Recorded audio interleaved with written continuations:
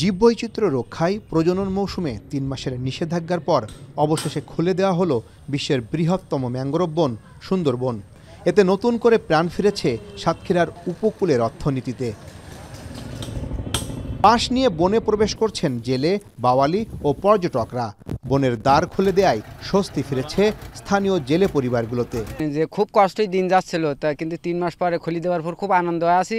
আজকের থেকে আবার যাব সুন্দরবনে মাছ কাঁকড়া মারতে।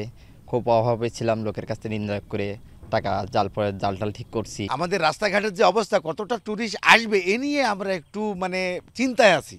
আজ ১লা সেপ্টেম্বর থেকে মাছ কাঁকড়া এবং পর্যটনের পাস ইস্যু শুরু হয়েছে।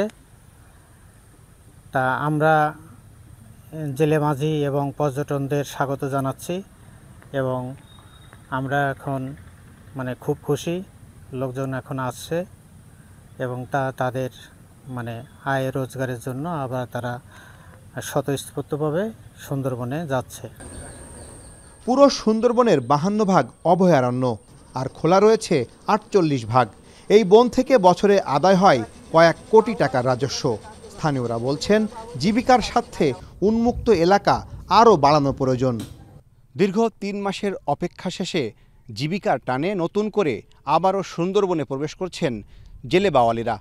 এতে প্রাণ চাঞ্চল্য ফিরে এসেছে পুরো উপকূল জুড়ে। আহসান রাজীব, এখন সুন্দরবন, সাতক্ষীরা।